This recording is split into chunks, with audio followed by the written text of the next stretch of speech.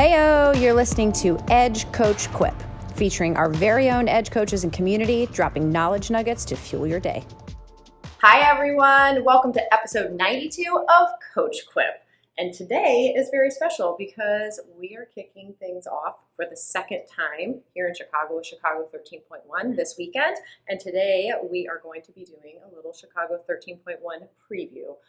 I am Coach Robyn. I'm Coach Chris. And we have three special guests that are with us today. First up, Karen. Hi everyone, I'm Karen Thomas, and my pronouns are she, her. I run with 7 on Sundays and the Windrunners. For 7 on Sundays, we meet Sunday morning at 7 o'clock, and we run 7 miles. We also have a 3-mile option if you'd like.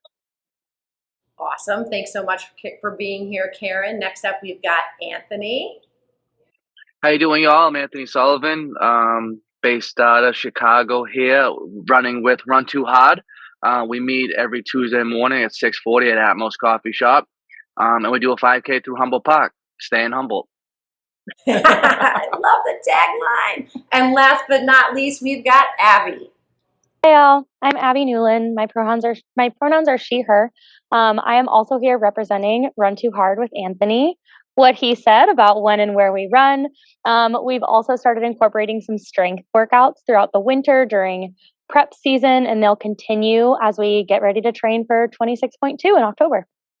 I love it. And we should also state that all of our guests today are prominent members of our Chicago running community, and they're all familiar with the course, so they are going to help get you race ready in T-minus, well, if you're listening to this Monday when it comes out, 6 days. So we are really excited to recap, to course preview our Chicago 13.1. And I think the half marathon for so many people is the perfect distance, right? It is long enough to be a challenge, but also the training is moderate enough that you can still have a family, a job, and a social life and not totally give your entire life to running. So we are really excited to talk through all the little bits about why this race is so awesome. So let's start there. Let's talk about, this is the second year that this race is happening, so it is still fresh in the Chicago community. We'll have a lot of folks coming to this race who maybe have never done it before, and we want to talk about what you think is a piece of what makes this race so special. So what makes this race special to me, I think one is the location. You don't see a lot of races outside of downtown or the north side of Chicago. And so to me, the most important thing is where it's located, which is on the west side of Chicago. I've taught on the west side of Chicago. I have family on the west side of Chicago. So that was very special. And then I also loved the parks. The west side is very beautiful. If you've never been. Absolutely. All right. Anthony, what about you? What makes this race so special?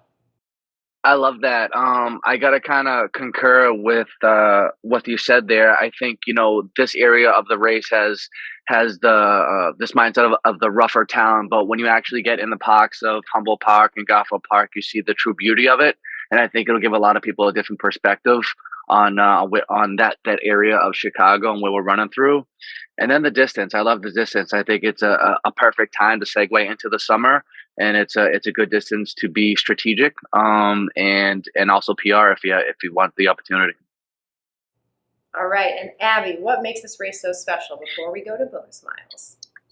I have the same things to say. I think we so often you see us running on the Lakeshore Path. We run through downtown. All of our other major races are happening in those areas, and so many people don't step foot into the west side of Chicago, and this is a great opportunity to experience those neighborhoods. For me, I live just north of Humboldt Park, and I run with Run Too Hard in Humboldt Park, so it's also really neat to be able to race through a space that I see so casually in my day-to-day life. I love that this race is off the lakefront path, and to get runners into a different area, to get them out of the loop, to get them off of the marathon course and into different areas of our city, which are so incredible, so beautiful. It's a tour of our communities. It's a celebration of our run clubs and crews that are there, and it's just an awesome location and opportunity for people to see something new. And if you're not running, you should be out there cheering. Absolutely. We're going to talk about the cheer zones that we've got. We're going to talk about some nutrition strategies, and other tips for our Chicago 13.1 in our bonus miles. So, which is right now. Stick around.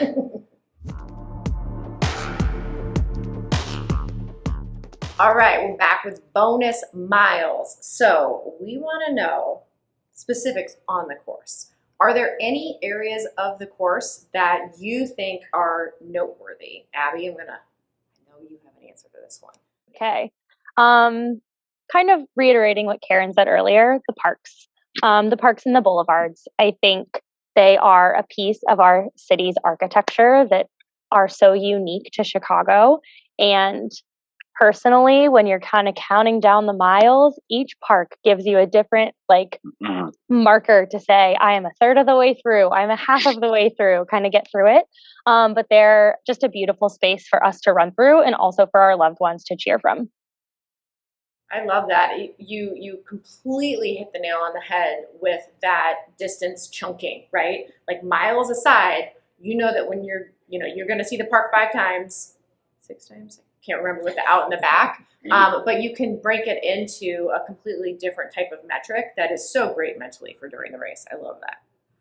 All right, I have one to add on cheer zones. So Bank of America, Chicago Events Management has done a really great job in the last couple of years, initiating conversations with everyone in the community where your cheer zone is going to be. They have a map coming out, and it is an out and back course for all intents and purposes, which means if there is a cheer zone, you're not going to see them once, you're going to see them twice. So the first time you're pumped, the second time it's reeling you in like a big fishing line. And that, regardless of where those are, is just such a massive, massive pick-me-up. I mean, I have seen athletes splits jump a minute a mile. Whoa. A minute a mile when they see their cheer section just from sheer adrenaline.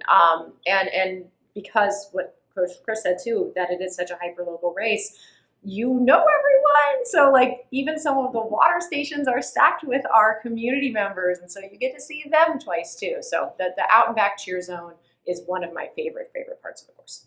Yeah, and I think we're going to dig into cheer zones a little bit more in just a minute, but let's shift. You mentioned water stuff. So on the course for Chicago 13.1, we've got noon endurance and water will be on the course. So some people might have been training with that. Some people might not have been. And, we're not going to give nutrition tips here or advice necessarily to prescribe you something because everybody's nutrition should be individual. But there are some strategies that folks should be thinking about, in the big picture here. So let's talk about some of those. Anthony, in terms of nutrition strategy on the course for a half marathon, what sort of stuff are we looking at? I mean, I think the half marathon, you talk about the shuffle where it's about 5 miles. Nutrition might not be as important, but I think 13.1 is a great kind of intermediate to start, especially if you're starting to look to these longer races and the 26.2 to start to really hone in on your nutrition because it is a game changer and how you're going to compete. And like you said, I'm not a nutritionist. I'm not here to give guidance, and everyone's going to have a rule of thumb. My suggestion is to learn your body, learn what your body is going to accept and not going to go and accept. You're going to hear 3 miles, you're going to hear every 45 minutes, but I definitely think that you should be doing some sort of nutrition during your 13.1 because, hour and a half, 2 hours, 2.5 miles of running, you're going to need it. So I definitely think that you should prep and learn what your body, I guess my advice is know what your body's going to accept and know what it's not going to accept because you don't want to try something new on race day and you're looking for that bathroom on mile 2. That is going to be a time suck. Yeah, absolutely. Putting my coaching hat on here, I will say that you are spot on there. For a half marathon, everybody should be taking in some fuel, right? This is a race the distance is too long to go without it. And so, to your advice, kind of looking back, hopefully you've been training your body. Hopefully you've been working on some things and been practicing your nutrition strategy.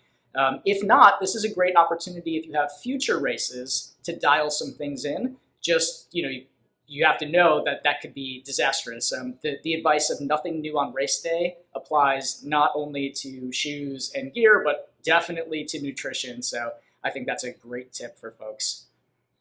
All right. Speaking of folks, spectators, I feel very strongly that if you're not running, that you should be cheering and supporting, because we've all been on the cheering side and on the racing side, and it just means so much, whether you know people or not. It is just the next way to raise everybody up. So where is the best place for spectators? Karen, I think you know things. I know some things. So 7 on Sundays will be on Independence Boulevard and West 13th Avenue. We will also be at a water station, to be decided where. So you'll see us in a few places. I love that. It's good. We don't know that part yet. It'll be a surprise. I know that on our side, Windrunners and Edge, we are going to be a little bit further south than if you raced last year. So we will be at miles 5 and 12. So you'll see us twice for sure. Look for the tents and the flags. And then Run Too Hard. We will be at miles 2 and 4. So on our home turf in Humboldt Park, you'll get to see us twice. I love that. That's I heard. Well, it's talking about the cheer zones and seeing people that you love and your family and friends out there. You mentioned dropping a minute per mile when you see people. And I think a good piece of advice for folks who are running this is there's going to be so much community support out there. Really try to absorb all of that support and internalize it, but don't let your pace vary so much, right? It is awesome to get that boost of energy, but if you go a minute per mile faster when you see your friends at mile 6, miles 9 through 13 might be hurting a little bit more. And so it's really important to absorb all that energy, take the energy from the crowd, take the community aspect of it, internalize it, and let that fuel you to your best race, but not minutes, not picking it up that much. I know I definitely have done that in races and have suffered the consequences. So trying to take that and just, ramp it up a little bit, but because nobody wants to be looking rough when they see their friends. No. We want you to look good when we see you at mile 12. Exactly. All right. So for folks meeting up after a race, are there any tips for meeting up with your family, your friends, your loved ones after the race? And then we'll just roll that right into post-race recovery. What does that look like for you? Let's go. Abby, why don't you start? This race specifically, I had a few spectators last year who aren't from Chicago, so they weren't as familiar with the West Side. And an easy one is the Golden Dome. Like I would say, meet me at the Dome after the race. It is going to be a pretty crowded place, but it's an easy marker. And for me, my post-race doesn't look like as much recovery as it probably should. My post-race looks like a lot of celebration. I wish there was a place for recovery. I will definitely be taking a trip to Edge this year, even though last year that was not the case. You will see me. I don't like bananas, so I make my mom bring me like a little snack after I'm done. But you will see me with a beer in hand for sure. Yeah, I would say the Golden Dome is the place. And it's actually really nice because that whole strip, folks can come, like folks who didn't necessarily run can come, and that's where it leads you right out from the race. So it was actually very easy to find folks, I felt after. I also in the Chicago community, so like it has been mentioned, there'll be tons of your running friends everywhere, which is also a plus. For recovery, I don't know, there was a stand with fruit, like an organization was selling fruit. Does anyone remember that? I don't know. I got a whole bag of grapes. It was my favorite thing ever. So I will probably bring grapes again because that was the best thing. And then, yes, of course, boots and get in the cold tub and rest. Rest is really important. Once you've celebrated, had a meal with friends after, getting some good sleep. Number one recovery tool. Yep, definitely. Anthony, how about you? Man, well, let's go 3 for 3. We'll say the Golden Dome, right? I mean, I'm just gonna concur on that and say we'll meet at the Dome. My recovery will probably look a little different. I mean, I'm going after the burger and fries. So I just moved to Elmwood Park. I lived in Humboldt Park for 5 years, and we just moved out a little bit. And there's a little place called Circle Tavern that does a single, a double, a triple, and a quad smash patty burger. And I'll probably get the quad. Yeah, it's a real thing. And the fries are off the chart. So I'll be a Circle Tavern post race with a quad and a loaded French fry. I mean, Coach J-Ro, who is our dietitian here at Edge, she says get protein, get carbs within 30 to 60 minutes of finishing. You're checking the boxes.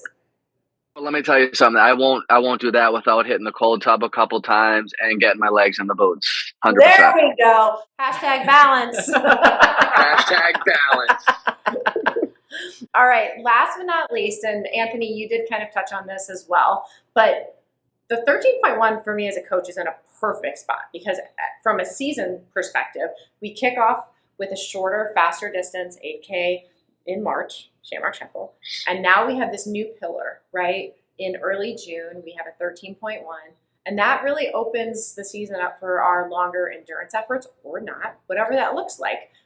So I think it's a great opportunity for athletes to either be inspired by it or use the fitness that they've accrued into the current season. So I'm curious, how are you all going to do that? Anthony, we'll start with you. Yeah, you hit the nail on the head. For me, I'm looking as this is just a great kind of segue into 26.2. But I think this year, with the timing of this one, I didn't run this half marathon last year. I ran one in April, but with the timing of this one, I think it'll this is going to put me in a good position to incorporate a little more cross training because I'm a little ahead of the schedule as far as my miles goes. Where last year I got a lot of my strength from just pavement. And I feel that I wanted to incorporate a little more cross training. So the timing of this 13.1 to be this much as far as my base goes, it's going to allow me to incorporate a little more into that cross training to get a little more strength under my legs. And so, yeah, I'm using this as a catapult right into the summer, long runs on Saturdays with the crew. I'm pumped up for the summer. It's going to be a good one. You are completely correct in that having this in early June, you are ahead of schedule because most traditional training plans start with like 7 to 9 miles for the long run at the beginning of 18 weeks out, which is really Monday, right? The next day is when the 18 weeks out hits. So you definitely have a little bit of breathing room, or like coaches usually talk about, a longer runway so that you can periodize it a little bit more. I would also like to add that if you race it. If you're in a position to race it. It is the best possible benchmark that you can have to come up with a pace card heading into either another half or another full.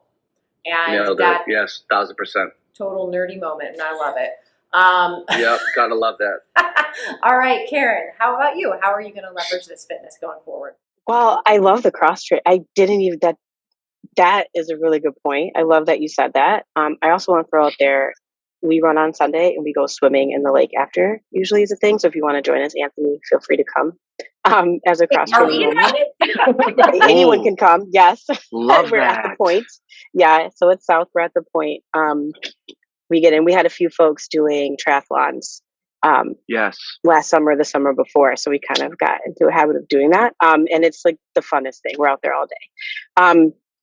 So I'm basically using it the same way. Is to just I use this to get my fitness to where I feel like I needed it. And then to maintain until we jump really hard into Chicago Marathon, which this is my own second marathon. So I'm really excited about it. And I'm a little nervous, but excited. And so using this to just be ready for that, really. Nervous means it matters. All right, Abby, what about you? So I don't have any races on the books after this 13.1 yet, but this for me is it really positions me nicely to continue to be able to spend time with my communities. For me, running has always been about the time I get to spend with my people. And this summer, even though I'm not running 26.2, I am planning on jumping in on some of those Saturday morning long runs. So it's putting me in a place where I can really keep up and hold my own as others start to seriously train. And I just get to do it low stakes for fun. Low stakes is very powerful, though. It's sometimes your best quality training because there are no expectations. You have hit the nail on all of the heads. I love that. So let's wrap this up. Final pieces of advice. Your final tip for folks who are taking on 13.1 this coming weekend. Let's go. Karen, we'll start with you. I would say find your calm. So, start line, you get nerves, you're excited. Some of us have goals. That can always kind of throw off our balance. And so finding your calm through breath and just remembering why you're there. And like you said, the course is beautiful. And so using that to just stay focused and grounded. Yeah, I think staying in the moment. One thing for me is it's really easy to get like blinders on as I'm trying to focus, and being able to really appreciate and enjoy your surroundings. And this course specifically is going to make the race go from like a 7 to an 11. Yeah, gosh, this one's hard to narrow down. I feel like you have a lot. I think both the girls hit on it. Like, don't forget why you're running. Have a reason. Be grateful that you can go run. For everybody that can't. And yeah, take it slow. Don't. For me, it's a progressive. Right? It's I want negative splits, but it's progressive. And like you said, when you see a cruise, you're gonna want to go and do a minute get that extra minute, but take your time and put it put it in different compartments and use it when you need it. But just be present, enjoy it. Yeah, Coach Robyn, what's your final tip? Mine is similar to Anthony's, and that is to be progressive. Like whenever possible, everything up from an endurance standpoint works better progressively, especially when it's a flat course like this one. So breaking up, the easiest way for me to always think about it is 5-5-3. So, or maybe 5-5-5 if you count the last one as a 5K and not 3 miles. So first 5 miles, going somewhere 10 to 15 seconds slower than your target pace. The second 5 miles settling into that target pace, and then the final 5K or 3.1 miles, rocking that 10 to 20, maybe a little bit more faster than your target pace, so that you end up with a beautiful progression. And really those first 5 miles, the nutrition that you put in, all of that sand that you save to be able to throw out of your pockets later and run faster, that really is setting you up for the final 5K. So be patient with that progression. And what about you? That was a very official coaching answer. Mine is a little less official. Mine's just have fun. It is so rare that we get the opportunity to go and run through these beautiful parks in a sanctioned race like this, in something that's supported by the city. And really, the training is done, right? As they say, the hay is in the barn. There's nothing that you're going to do between now and race day that's going to make you faster on race day. So enjoy the taper this week and go out there and have a blast. I want to see all of your photos, and I want to see the photo of the quad burger, Anthony, 4 patties. We're looking for all the photos. Make sure that you tag us and share your race day experience, whether you are volunteering, spectating, or racing. We are out there supporting you. So, yeah. Last but not least, where can we find you all? Abby, I'm going with you first. My Instagram is Abby, ABI, sometimes Gail. And you can find Anthony and I running with Run Too Hard. Our Instagram handle is literally just Run Too Hard. Yeah, TOO, right? TOO, yes. Yep, got it. All right, Karen, where can we find you? So you can find me personally at KA period RUN and then underscore, so KRun. And for 7 on Sundays, it's 7, the number 7 on Sundays with an S. And you can also find our location where we run on Sunday, because I did not say it earlier. It's 35th and King Drive. Got it. And Anthony, how about you? Where can we find you? On Instagram, I am TSUL73, TSUL73, at Run Too Hard. And thank you all for this opportunity. It's been great. I can't wait to officially meet you all, get in there, and maybe get a workout. I have a feeling we're going to see everybody for the first time on race day. We're the loud ones. Awesome. Thank you, everyone, so much for being on. We truly appreciate it. And most of all, good luck. Go slay. Thanks for listening to Coach Quip. Original music performed by Mend. Follow us online on Instagram, Facebook, and Twitter at Edge Athlete Lounge. Our podcast lives in the blog section of our website. Don't forget to subscribe, rate, and review this podcast, and you can check out the show notes for additional ways to contact us. Ready, set, onward we go.